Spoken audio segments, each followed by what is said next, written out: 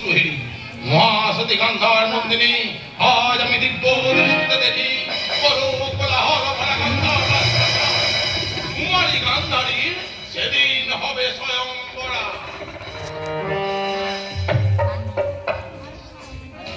শঙ্খমালা, আমার স্বপ্ন বাসনে সুখের প্রতীক আমি সুখখানে নিভিয়ে দিলাম, কারণ আমি পিতার কাছে প্রতিজ্ঞাবদ্ধ। আজ ভগিনী গান্ধারী স্বয়ংবরা হয়ে গেলে আগামী পূর্ণিমা তিথিতে আমার পিতৃবন্ধু কন্যার সাথে আমার বিবাহ হবে। পিতা আমার একদিকে আর ৩৩ কোটি দেবতার একদিকে। আমি পিতার আদেশে দেবতাদের অমান্য করতে পারি, কিন্তু দেবত্ব পাবার লোভে পিতার আদেশকে অমান্য করতে পারি না। সেই জন্যই তো তুমি আমার অতি প্রিয় সকলে। আমি জানি গান্ধার রাজবংশের মান সম্মান যদি কেউ রাখতে পারে তা তুমিই পারবে। আপনি আমাকে আশীর্বাদ করুন পিতা।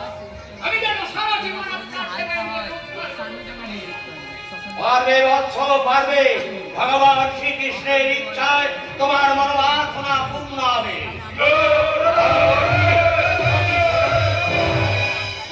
সবাই এত আমি দেখে আসছি পিতা। আপনি নিশ্চিন্ত থাকুন পিতা।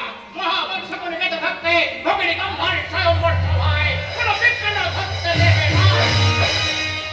হে কৃষ্ণ, তুমি জগতের বিপদে একমাত্র সহায়। আমার কন্যা ভগবান একলিঙ্গের একনিষ্ঠ পূজারী। সেই শিশুকাল থেকে কত পূজাই না সে করে। ওর স্বয়ংবরা হয়ে গেলে আমার বন্ধুকে দেওয়া প্রতিশ্রুতি মতো তার কন্যার সঙ্গে শকুনির বিয়ে হবে।